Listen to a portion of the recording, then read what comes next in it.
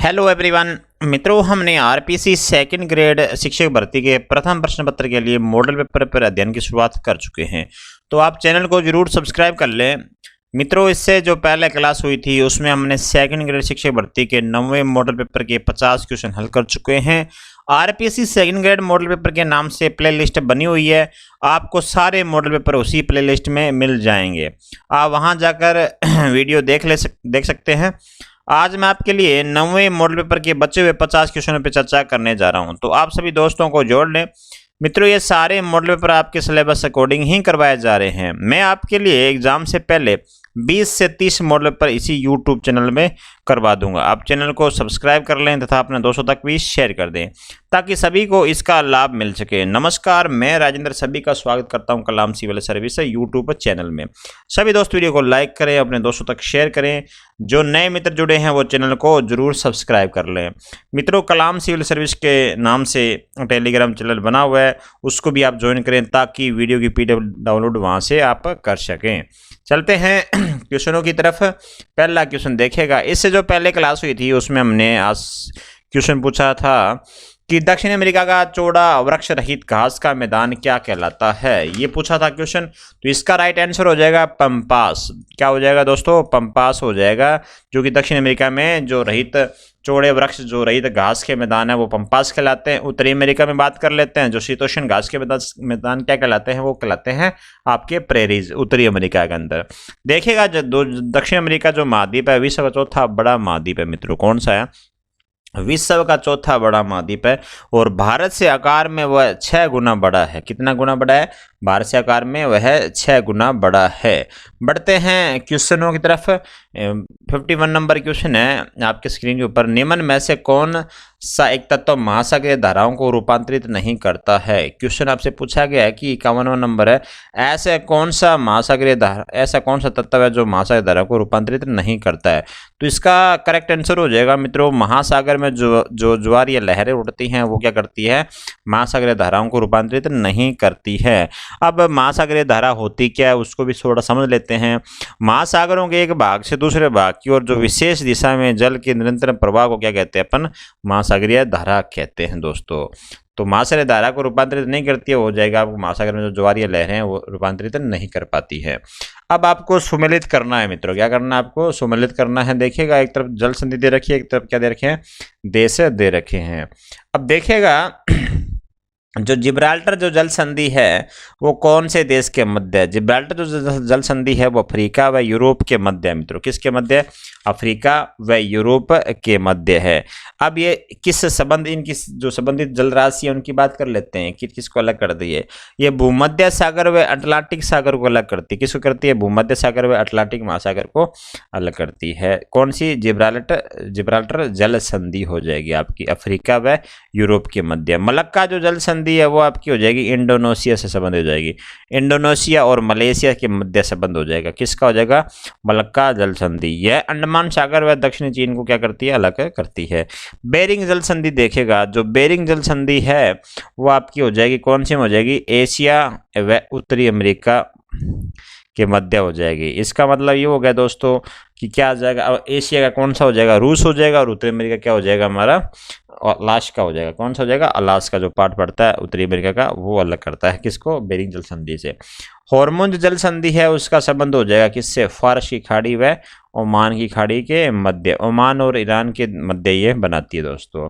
तो इसका आंसर हो जाएगा 3142। तो 3142 सेकंड नंबर ऑप्शन हमारा क्या हो जाएगा? करेक्ट हो जाएगा। अगला क्वेश्चन देखेगा। उत्तरी पश्चिमी से चलने वाली जो स्थायी पवनें हैं वो क्या कहलाती है? जो उत्तर पश्चिमी से जो चलती है जो स्थायी पवनें हैं। अब बात करें स्थायी पवनें कौन सी होती है दोस्तों?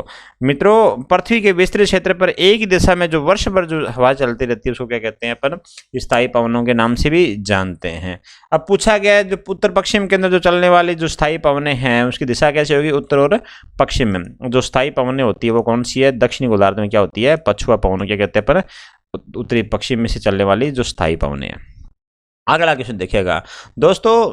चैनल को जरूर सब्सक्राइब कर दिएगा। आज वर्तमान में चैनल का थोड़ा सा रुख छोटा जरूर है, मेहनत बड़ी है दोस्तों। आने वाले वक्त के अंदर चैनल का जो रुख है वो बड़ा हो जाएगा। और आप वीडियो को जरूर लाइक कर दीजिएगा दोस्तों, वीडियो को जरूर लाइक कर दीजिएगा और अपने दोस्तों को भी शेयर कर दीजिएगा। टेलीग्राम चैनल जरूर ज्वाइन करिएगा और कमेंट भी करके मुझे बता दीजिएगा। देखिएगा अगला क्वेश्चन, स्थानीय स्तर पर आकस्मिक एवं चरम पर्यावरणीय बदलाव के कारण का उदाहरण है दोस्तों। तो जो स्थानीय स्तर पर जो आकस्मिक एवं चरम पर्यावरणीय बदलाव होते हैं वो किस कारण से होते हैं? वो होते हैं दोस्तों हरिकेन के कारण से होते हैं। किसके कारण से होते हैं? हरिकेन। 54 नंबर क्वेश्चन का पहला नंबर आंसर हो जाएगा। अगला क्वेश्चन देखिएगा, पर्यावरणीय विकास के लिए अंतर्राष्ट्रीय सहयोग के लिए प्रथम पृथ्वी सम्मेलन का आयोजन कहाँ किया गया था दोस्तों? 55 नंबर क्वेश्चन है, जो पर्यावरणीय विकास के लिए जो अंतर्राष्ट्रीय सहयोग के लिए प्रथम जो पृथ्वी सम्मेलन होता है उसका आयोजन कब होता है? 1992 में होता है। कब होता है? 1992 में। होता क्या है मित्रों, वो पूछा गया आपसे। तो ब्राजील का शहर पड़ता है रियो डी जेनेरिया। कौन सा देश, कौन सा शहर पड़ता है? रियो डी जेनेरिया के अंदर क्या होता है? ये सम्मेलन होता है। तो आप लगा लीजिएगा, सेकंड नंबर ऑप्शन इसका क्या हो जाएगा? करेक्ट हो जाएगा। अब इस सम्मेलन में होता क्या दोस्तों? इस सम्मेलन मुख्य रूप से किस बात की होती है? जलवायु परिवर्तन, जैव विविधता और सतत विकास संबंधी मुद्दों पर विस्तृत चर्चा हुई थी दोस्तों। तो जो रियो डी जेनेरिया के अंदर जो सम्मेलन होता है उसकी बात चल रही है मित्रों। तो 1992 के अंदर सबसे पहला पृथ्वी सम्मेलन होता है। निम्नलिखित में से किस महासागर में सबसे बृहत मध्य महासागरीय कटक स्थित है? तो वो जो मध्य अटलांटिक जो कटक पूछा गया वो कहाँ पर है? तो अटलांटिक महाद्वीप के अंदर वो कटक स्थित है। कहाँ हो जाएगा आपका आंसर? अटलांटिक महाद्वीप के अंदर वो क्या है? कटक हो जाएगा। अब अटलांटिक महाद्वीप जो महासागर है, सॉरी महासागर है, जो दूसरा सबसे बड़ा महासागर है, देखिएगा जो पृथ्वी का कुल क्षेत्रफल की 1/6 भाग है मित्रों। क्या है? 1/6 भाग है। अब इस आइसलैंड से क्या है, उत्तर में आइसलैंड से लगे, दक्षिण में बोवेट द्वीप पर पड़ता है। एस आकृति का दोस्तों। कैसे आकृति का है? ये एस आकृति का है मित्रों। कैसे आकृति का? एस आकृति का है। इसे मध्य अटलांटिक कटक भी स्थित कहते हैं दोस्तों। क्या कहते हैं? मध्य अटलांटिक कटक भी। इसकी लंबाई हो जाएगी, कितनी हो जाएगी? इसकी लंबाई हो जाएगी 14,400 किलोमीटर इसकी लंबाई हो जाएगी। ऊंचाई देखिएगा 4,000 मीटर इसकी ऊंचाई होती है। और ये उत्तरी अटलांटिक महासागर में ये कटक डॉल्फिन श्रेणी तथा दक्षिणी अटलांटिक में चैलेंजर कटक के नाम से जाना जाता है मित्रों। थोड़ा सा ये भी इंपॉर्टेंट है आपके। और किस नाम से जाना जाता है? देखिएगा आइसलैंड व स्कॉटलैंड के बीच इस कटक को क्या कहते हैं? विविल टॉमसन कटक भी कहते हैं। किसके बीच में कहते हैं? आइसलैंड व स्कॉटलैंड के बीच इस कटक को क्या कहते हैं? विविल टॉमसन कटक भी कहते हैं। तो इससे संबंधित जो क्वेश्चन थे वो मैंने आपको पूरे करवा दिए हैं। 57 नंबर क्वेश्चन देखेगा, विश्व में सबसे बड़ा ऊंचा ज्वार भाटा आता है। तो विश्व में सबसे ऊंचा ज्वार भाटा कहाँ आता है? विश्व में सबसे ऊंचा ज्वार भाटा आता है फंडी की खाड़ी में दोस्तों। कहाँ जाएगा? फंडी की खाड़ी में, बे ऑफ फंडी के अंदर क्या होता है? विश्व में सबसे ऊंचा ज्वार भाटा आता है। अब ज्वार भाटा देखेगा, सूर्य व चंद्रमा की जो आकर्षण शक्तियों के कारण क्या होता है? सागरीय जल क्या करता है? ऊपर उठता है और नीचे गिरता है। उसको क्या कहते हैं? ज्वार भाटा कहते हैं मित्रों। तो सबसे ऊंचा जो ज्वार भाटा है वो हो जाएगा आपके फंडी की खाड़ी के अंदर हो जाएगा। भारत में ज्वारीय वन उप प्रकार संबंधित है। तो ज्वारीय वन पूछा गया किस प्रकार से उप प्रकार संबंधित है? तो किस प्रकार संबंधित हो जाएगा? इसका हो जाएगा आर्द्र उष्ण कटिबंधीय वन से संबंधित हो जाएगा दोस्तों। कैसे हो जाएगा? आर्द्र उष्ण कटिबंधीय वन से इनका संबंध हो जाएगा। अगला क्वेश्चन देखिएगा, निम्न में से किस पार्टी ने वर्ष 2004 से लगाकर 2014 तक संयुक्त प्रगतिशील गठबंधन सरकार का नेतृत्व किया था? तो किसने किया था? देखिएगा अपन बात करें, इसका आंसर हो जाएगा इंडियन नेशनल कांग्रेस हो जाएगा। क्या हो जाएगा? इसका आंसर है इंडियन नेशनल कांग्रेस है, जिसने 2004 से लगाकर 2014 तक संयुक्त प्रगतिशील गठबंधन सरकार का नेतृत्व किया था मित्रों। अगला क्वेश्चन देखिएगा, उत्तर शीत युद्ध काल में किस प्रधानमंत्री ने भारत की विदेश नीति में महत्वपूर्ण संशोधन किया? दोस्तों उत्तर शीत युद्ध काल के अंदर पूछा गया है, तो इसका राइट आंसर हो जाएगा कौन सा हो जाएगा? पीवी नरसिम्हा राव इसका राइट आंसर हो जाएगा। देखिएगा पीवी नरसिम्हा राव, इसका कार्यकाल कब से कब होता है? 1991 से लेकर 1996 तक ये भारत के प्रधानमंत्री के रूप में कार्य करते हैं। तो इसने क्या किया था? भारत की जो विदेश नीति थी उसमें महत्वपूर्ण संशोधन किए थे दोस्तों। क्या किए थे इसने? भारत के जो विदेश नीति थी उसमें महत्वपूर्ण संशोधन किए थे। 1991 में क्या होता है? उत्तर शीत युद्ध काल में क्या करता है? नरसिम्हा राव ने भारत में आर्थिक उदारीकरण की शुरुआत करी थी और बाजार को विदेशी पूंजी के लिए क्या किया था? खोला जाने लगा था मित्रों। वर्ष 2021 की भारत वन स्थिति रिपोर्ट कौन से क्रम की है? पूछा गया आपसे, जो वर्ष 2021 की भारत की जो वन स्थिति रिपोर्ट है वो कौन से नंबर की है? वो हो जाएगी आपके 17वें नंबर की हो जाएगी मित्रों। कौन से नंबर की हो जाएगी? 17वें नंबर की हो जाएगी। अब जो वर्ष 2021 की जो रिपोर्ट है वो 17वें नंबर की हो जाएगी। अब बात करें उल्लेखनीय, देखिएगा मित्रों ये कुछ पॉइंट है। भारतीय जो वन संरक्षण संस्था है, भारत में वन क्षेत्र एवं वनावरण संबंधी रिपोर्ट प्रत्येक 2 वर्ष के अंतराल में जारी करती है मित्रों। थोड़ा सा ये भी याद रखिएगा, पूछा जाता है कितने वर्ष के अंतराल में ये रिपोर्ट जारी करती है, तो 2 वर्ष के अंतराल में यह रिपोर्ट जारी करती है। भारत के प्रथम सफल सूती वस्त्र कारखाने की स्थापना कहाँ हुई थी? तो प्रथम सूती वस्त्र कारखाने की पूछा गया है। यदि आपसे पूछा जाए सफल, तो यदि सफल सूती वस्त्र कारखाने की स्थापना पूछे तो मुंबई में हो जाएगी मित्रों। कहाँ हो जाएगी? मुंबई में हो जाएगी। और वैसे बात करें आपसे कि सूती वस्त्र कारखाने की स्थापना कहाँ की गई थी इस भारत में सबसे पहले, तो भारत में सबसे पहले हो जाएगी फोर्ट ब्लास्टर कोलकाता अंदर इसकी क्या करी थी? स्थापना करी थी 1818 ईस्वी के अंदर। यदि वो असफल हो गई थी मित्रों, वो असफल हो गई थी। यदि असफल करके पूछा जाता है या पूछा जाता है भारत में प्रथम, और यदि सफल पूछा जाएगा तो सफल कौन सा हो जाएगा? मुंबई के अंदर हो जाएगा। 1854 में ये सूती वस्त्र कारखाने की स्थापना करी थी दोस्तों। किसने स्थापना करी थी? नाना भाई डाबर द्वारा ये स्थापना होती है।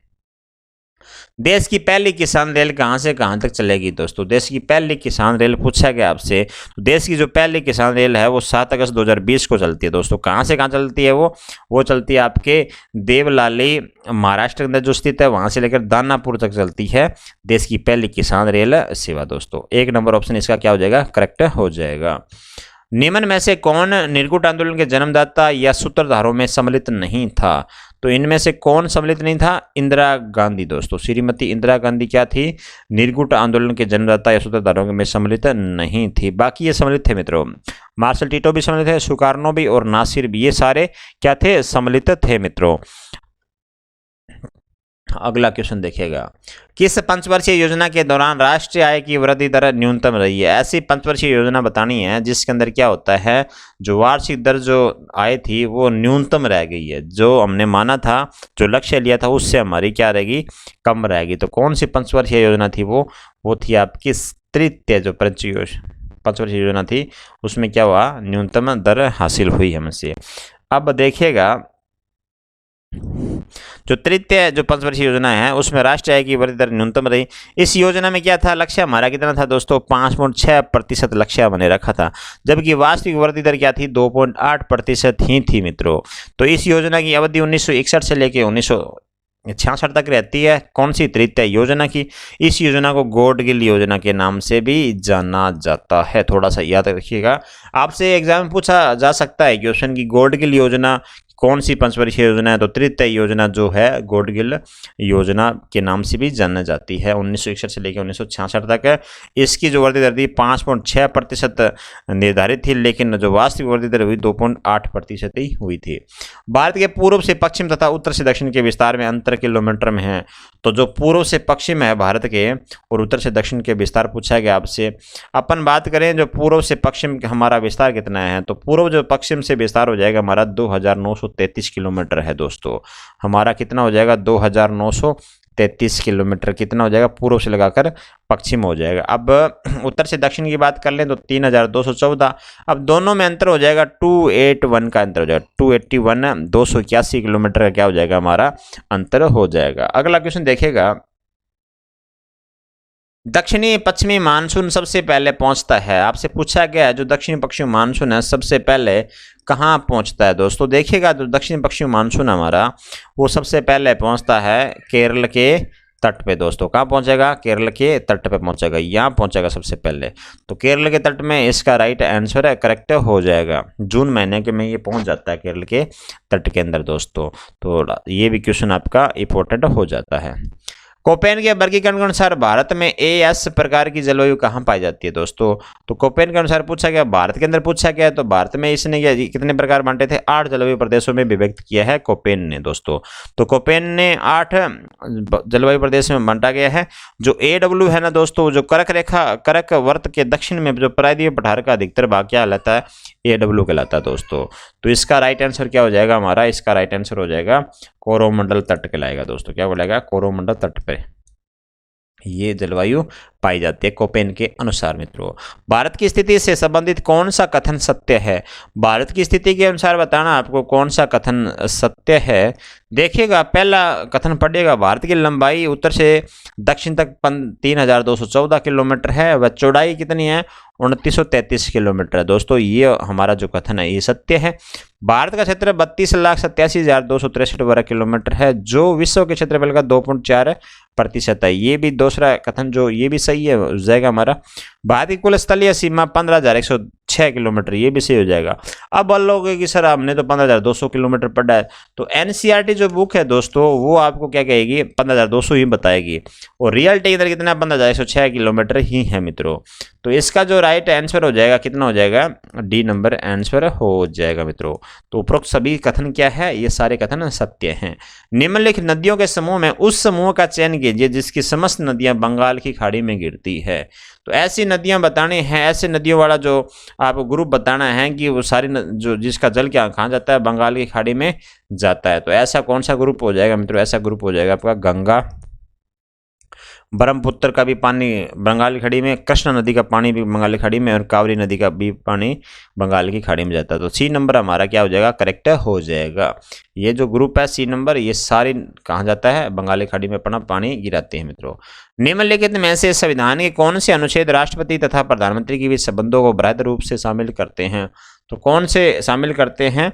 तो आपका एक तो 74 हो जाएगा मित्रों। कौन सा हो जाएगा? 74 हो जाएगा। देखिएगा 74 क्या करता है उपबंध दोस्तों? राष्ट्रपति को उसके कार्यों के संपादन में सहायता और परामर्श देने के लिए एक मंत्री परिषद होगी, जिसका प्रधान कौन होगा? प्रधानमंत्री होगा दोस्तों। तो अनुच्छेद ये 74 ये कहता है, ये संबंधित है अपने राष्ट्रपति और प्रधानमंत्री से। अब 75 देखेगा, 75 एक नंबर में प्रावधान क्या है दोस्तों? प्रधानमंत्री की नियुक्ति राष्ट्रपति द्वारा होगी और वह प्रधानमंत्री की सलाह से अन्य मंत्री की नियुक्ति करेगा। ये भी संबंधित हो गया फिर तो। अब अनुच्छेद 78 देखेगा, 78 में क्या है? प्रधानमंत्री के 3 कर्तव्य बताए गए हैं। तो अनुच्छेद 79 नहीं है, इससे संबंधित नहीं है। 74, 75, 78 तीनों संबंधित है, तो ए और बी सी हमारा क्या हो जाएगा? करेक्ट आंसर हो जाएगा मित्रों। 1919 अधिनियम की मुख्य विशेषता क्या है? जो 1900 अधिनियम था उसकी मुख्य विशेषता हो जाएगी प्रांतों में है दोहरा शासन। ये क्या विशेषता किसकी थी? 1919 अधिनियम था भारत शासन अधिनियम, उसकी ये विशेषता थी प्रांतों में दोहरा शासन मित्रों। प्रधानमंत्री के सचिवालय का नाम बदलकर प्रधानमंत्री कार्यालय पीएमओ जो कि अपन आज जानते हैं उस रूप में सबसे पहले कौन से प्रधानमंत्री कार्यालय कार्यकाल में हुआ था? तो ये कौन से प्रधानमंत्री कार्यकाल में होता है? ये होता है मोरारजी देसाई के कार्यकाल में होता है ये सारा काम। देखिएगा, अब प्रधानमंत्री के रूप में मोरारजी देसाई का कार्यकाल कब से कब होता है दोस्तों? 24 मार्च 1977 से लेके 28 जुलाई 1979 तक यह इनका कार्यकाल रहता है दोस्तों। मोरारजी देसाई प्रथम और गैर कांग्रेसी प्रधानमंत्री थे दोस्तों, और प्रधानमंत्री पद से त्यागपत्र देने वाले प्रधानमंत्री भी थे दोस्तों। इन्होंने अपने पद से त्यागपत्र दे दिया था मोरारजी देसाई दोस्तों। गैर कांग्रेसी सरकार बनी थी पहली बार किसकी के अंदर? मोरारजी देसाई के अंदर। मूल भारतीय संविधान किसके द्वारा हस्तलिखित है? जो मूल भारतीय संविधान अपन पढ़ते हैं वो पूछा गया आपसे कि किससे हस्तलिखित, किसके द्वारा लिखा गया है मित्रों? तो किसके द्वारा लिखा गया? ये लिखा गया प्रेम बिहारी नारायण रायजादा के द्वारा। ये क्वेश्चन आपका इंपॉर्टेंट हो जाएगा, तो इस क्वेश्चन को क्या लगा लीजिएगा? इंपॉर्टेंट लगा लीजिएगा दोस्तों। उस समय क्या था? भारत संविधान में 22 भाग थे, 395 अनुच्छेद थे और 8 अनुसूचियां थी दोस्तों। तो और प्रेम बिहारी नारायण रायजादा को यह संविधान लिखने में 6 महीने का समय लगा था दोस्तों। क्या लगा था? 6 महीने का समय लगा था। इसमें 251 पन्ने हैं दोस्तों। कितने हैं? 251 पन्ने इसने लिखे थे मित्रों। जनहित याचिका की अवधारणा का प्रारंभ किस देश से हुआ है? तो जनहित याचिका की जो अवधारणा का प्रारंभ पूछा गया आपसे किस देश से हुआ है? तो जनहित याचिका का जो आरंभ होता है वो होता है आपका संयुक्त राज्य अमेरिका से होता है। एक नंबर आपका क्या हो जाएगा? करेक्ट हो जाएगा। किस संविधान संशोधन ने भारत में प्राथमिक शिक्षा को मौलिक अधिकार बनाया था दोस्तों? आपको कौन सा संविधान संशोधन बताना जिससे क्या हुआ था? जो प्राथमिक शिक्षा को क्या बना दिया? एक फंडामेंटल राइट के रूप में बना दिया दोस्तों। अब बात करते हैं कौन सा, देखिएगा वो कौन सा संविधान संशोधन था। देखिए 86वां दोस्तों, कौन सा था? 86वां संविधान संशोधन था, जिसको क्या कर दिया इसने 2002 के अंदर होता है दोस्तों। ये कब होता है? 2002 के अंदर। इसने 6 से 14 वर्ष के जो बच्चे हैं उनके लिए अनिवार्य एवं निःशुल्क शिक्षा को मौलिक अधिकार के रूप में मान्यता दी दोस्तों। तो फंडामेंटल राइट के रूप में इसके शामिल किया गया। अब ये कहाँ पर है, अनुच्छेद 21 कै के अंदर इसको जोड़ा गया दोस्तों। संविधान में कहाँ जोड़ा गया, 21 कै के अंदर इसको जोड़ा गया दोस्तों।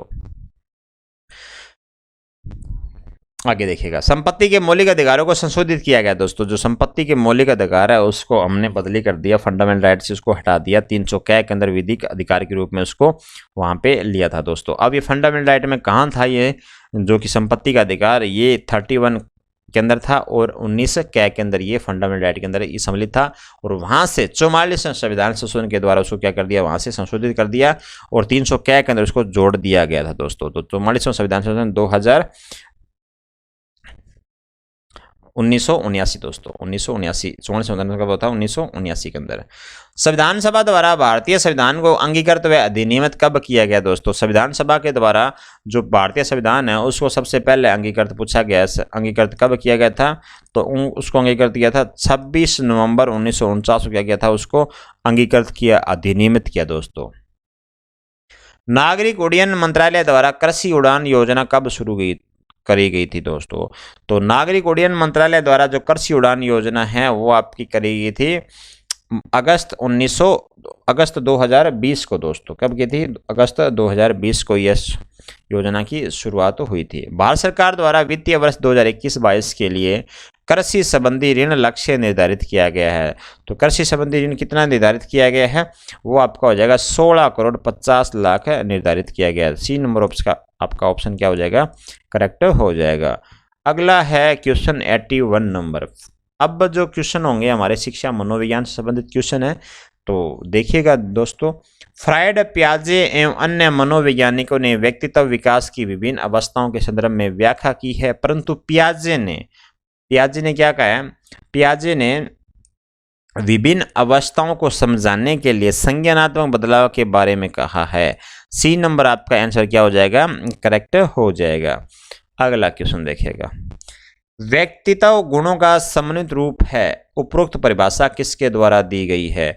व्यक्तित्व जो गुण होते हैं वो समन्वित रूप है, ये परिभाषा किसने दी थी, ये परिभाषा दी थी गिलफोर्ड ने दी थी। किसने दी थी मित्रों, गिलफोर्ड ने यह परिभाषा दी थी। अगला क्वेश्चन देखिएगा, आर्मी अल्फा टेस्ट का संबंध निम्न में से है। आर्मी अल्फा टेस्ट का संबंध किनसे हो जाएगा, आपके सैनिकों से संबंध हो जाएगा दोस्तों। किससे हो जाएगा, सैनिकों से इसका संबंध हो जाएगा आपका। औपचारिक शिक्षा प्रारंभ होने की उम्र कितनी होनी चाहिए दोस्तों। औपचारिक जो शिक्षा है उसकी उम्र पूछी गई आपसे, कितनी उम्र होनी चाहिए औपचारिक शिक्षा के लिए, तो 6 वर्ष क्या होनी चाहिए, उम्र हो जानी चाहिए दोस्तों। विद्यालय में दी जाने वाली शिक्षा औपचारिक शिक्षा कहलाती है दोस्तों। क्या कहलाती है, जो विद्यालय में जो शिक्षा दी जाती है वो औपचारिक शिक्षा कहलाती है। और औपचारिक शिक्षा की आयु कितनी होती है, 6 वर्ष होती है। व्यक्तित्व संबंधी सिद्धांत निम्न में से कौन सा है। व्यक्तित्व संबंधी सिद्धांत पूछा गया आपसे, निम्न में से कौन सा है, तो वो हो जाएगा आपका कौन सा हो जाएगा, मनोविश्लेषण सिद्धांत भी हो जाएगा, शरीर रचना सिद्धांत भी हो जाएगा, जीव सिद्धांत भी हो जाएगा। डी नंबर आंसर आपका क्या हो जाएगा, करेक्ट आंसर हो जाएगा इस क्वेश्चन का। दोस्तों वीडियो को लाइक करें और दोस्तों तक शेयर भी कर दें, और चैनल को दोस्तों सब्सक्राइब करना बिल्कुल भी ना भूलें, और बेल आइकन दबा दीजिएगा, कमेंट भी कर दीजिएगा, और टेलीग्राम चैनल को भी आप ज्वाइन कर लीजिएगा। थॉर्नडाइक ने शिक्षा मनोविज्ञान को कैसा आधार प्रदान किया दोस्तों। थॉर्नडाइक के अनुसार पूछा गया आपसे, तो शिक्षा जो मनोविज्ञान है उसको क्या आधार दिया गया है। इसका जो राइट आंसर होगा आपका निश्चित एवं स्पष्ट आधार दिया दोस्तों। क्या दिया है, निश्चित एवं स्पष्ट आधार दिया। थॉर्नडाइक को क्या माना जाता है, शिक्षा मनोविज्ञान का जनक माना जाता है। थोड़ा सा ये भी आप याद कर लीजिएगा, थॉर्नडाइक को क्या जाता है, शिक्षा मनोविज्ञान का जनक के रूप में भी जाना जाता है। प्रथम मनोविज्ञान प्रयोगशाला की स्थापना किसने की थी। प्रथम मनोविज्ञान प्रयोगशाला की पूछी गई ये क्वेश्चन एग्जाम के लिहाज से बहुत ही इंपॉर्टेंट बन जाता है। तो प्रथम जो मनोविज्ञान प्रयोगशाला पूछी गई आपसे, उसका आंसर हो जाएगा आपका विलियम वुंट के द्वारा ये इसकी स्थापना करी गई थी दोस्तों। इसकी स्थापना होती कब है, देखिएगा 1879 ईस्वी 1879 के अंदर क्या था, इसने लिपजिंग विश्वविद्यालय में प्रथम मनोवैज्ञानिक प्रयोगशाला स्थापना करी थी दोस्तों। कौन से विश्वविद्यालय में, लिपजिंग विश्वविद्यालय के अंदर। संज्ञानात्मक मनोविज्ञान के जनक कौन है। संज्ञानात्मक मनोविज्ञान के जनक पूछा गया आपसे, तो कौन हो जाएगा, संज्ञानात्मक जनक हो जाएगा आपका उल्लिक नाइजर हो जाएगा। कौन हो जाएगा, उल्लिक नाइजर। सी नंबर आंसर आपका करेक्ट हो जाएगा। रॉबर्ट गेने ने अधिगम की कितनी परिस्थितियां बताई है? रॉबर्ट गेने के अनुसार पूछा गया आपसे, जो अधिगम की कितनी हो जाएगी आपकी, अधिगम की कितनी परिस्थितियां बताई है आपकी? बताइए 8 परिस्थितियां दोस्तों। कितनी बताइए? 8 परिस्थितियां हैं। वो परिस्थितियां कौन कौन सी है देखिएगा। संकेत अधिगम हो जाएगा, श्रृंखला अधिगम हो जाएगा, विभेदी अधिगम हो जाएगा, आपका अधिनियम या सिद्धांत अधिगम हो जाएगा, समस्या समाधान अधिगम हो जाएगा, उद्दीपक अनुक्रिया अधिगम हो जाएगा, शाब्दिक साहचर्य अधिगम हो जाएंगे, और अंतिम हो जाएगा प्रत्यय अधिगम हो जाएगा आपका दोस्तों। अब गेने के अनुसार अधिगम मानव संसार एवं क्षमता में परिवर्तन है दोस्तों, जो कि कुछ समय तक धारण किया जाता है तथा बुद्धि की प्रक्रियाओं के ऊपर ही आरोग्य नहीं है दोस्तों। अगला क्वेश्चन देखेगा, प्रत्यय अधिगम सिद्धांत किसने दिया था? जो प्रत्यय अधिगम सिद्धांत दिया था वो दिया था कैंडलर ने दिया था। किसने दिया था? कैंडलर ने दिया था। तो बी नंबर इसका क्या हो जाएगा? राइट आंसर हो जाएगा। किसके अनुसार शिक्षा में मुख्य 4 पक्ष होते हैं दोस्तों? किसके अनुसार पूछा गया है? जो शिक्षा में क्या होते हैं? 4 पक्ष होते हैं। तो वो किसके अनुसार होंगे? हास्पोर्ट के अनुसार क्या होते हैं? शिक्षा में 4 पक्ष माने जाते हैं दोस्तों। अगला क्वेश्चन देखेगा आपका, यदि किसी 10 साल के बच्चे की मानसिक आयु 12 साल की है तो उसकी बुद्धि लब्धि कितनी होगी? तो उसकी बुद्धि लब्धि कितनी हो जाएगी? उसकी बुद्धि लब्धि हो जाएगी 120 हो जाएगी मित्रों। क्या हो जाएगी? उसकी बुद्धि लब्धि 120 हो जाएगी। अब 93 नंबर क्वेश्चन है, देखिएगा 93 नंबर क्वेश्चन है, कैटल के द्वारा प्रतिपादित बुद्धि के सिद्धांत का आधार क्या है? कैटल के अनुसार पूछा गया है कि बुद्धि के सिद्धांत आधार क्या है बुद्धि सिद्धांत का? तो वो आधार आपका हो जाएगा कारक विश्लेषण सिद्धांत हो जाएगा दोस्तों। क्या हो जाएगा? कारक विश्लेषण हो जाएगा। इसका राइट आंसर हो जाएगा कारक विश्लेषण। अब देखिए कैटल ने बुद्धि के 2 प्रकार बताए मित्रों। कैटल ने कितने बताए हैं?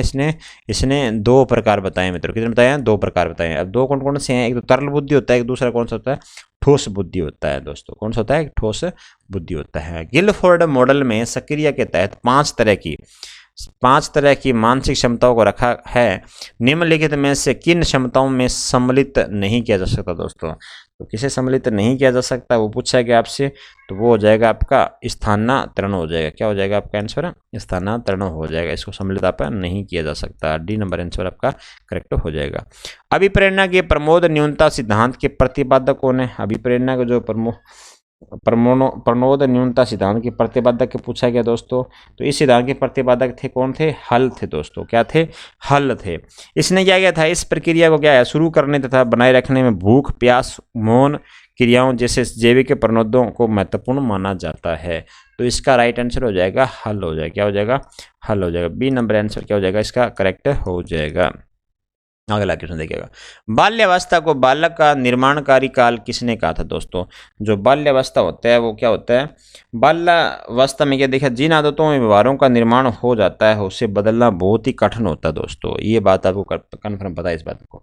इस दृष्टि से क्या होता है, जो प्राथमिक शिक्षा प्रदान करने वाले शिक्षकों पर क्या होता है, बालक के निर्माण का महत्व जो महान उत्तरदायी होता है, जो बालक होते हैं प्राथमिक कक्षा में पढ़ते हैं, उन जो शिक्षक होते हैं उनको पढ़ाने के लिए उनके जीवन में उनका निर्माण क्या होता है, उनका बहुत ही महत्वपूर्ण स्थान हो जाता है उन शिक्षकों का। तो इसका राइट आंसर हो जाएगा दोस्तों फ्रायड के अनुसार। फ्रायड के अनुसार क्या है, बाल्यावस्था को बालक का निर्माणकारी काल माना जाता है। तो डी नंबर आंसर इसका करेक्ट हो जाएगा। निम्न में से कौन सा अभिवर्ती का कार्य है? निम्न में से कौन सा अभिवर्ती का कार्य है? तो कौन सा हो जाएगा आपका कार्य? अहम बचाव हो जाएगा, मूल्य की अभिव्यक्ति हो जाएगी, समायोजन कार्य भी हो जाएगा, और इसका आंसर हो जाएगा उपयुक्त सभी। ये तीनों क्या होते हैं? अभिवर्ती के कार्य हैं। जब किसी व्यक्ति की मानसिक आयु तथा तैथिक आयु लगभग बराबर होती है तो उसे समझा जाता है, उसे क्या समझा जाएगा? उसे जब दोनों आयु जब बराबर है तो उसे क्या समझा जाएगा? औसत बुद्धि समझा जाएगा। क्या समझा जाएगा? औसत बुद्धि समझा जाएगा। तीव्र बुद्धि उसको नहीं समझा जाएगा, ना कि मंद बुद्धि, न और ना मूर्ख। तो औसत बुद्धि उसको समझा जाएगा। बी नंबर आंसर करेक्ट हो जाएगा। मानव विकास किन दोनों के योगदान का परिणाम है? जो मानव विकास है वो किन दोनों के योगदान का परिणाम है मित्रों? तो वो हो जाएगा आपका वंशाक्रम और वातावरण का परिणाम है दोस्तों। क्या हो जाएगा? एक तो वंशाक्रम पर प्रभाव पड़ता है उसका, एक और दूसरा किसका प्रभाव पड़ता है? वातावरण का प्रभाव पड़ता है।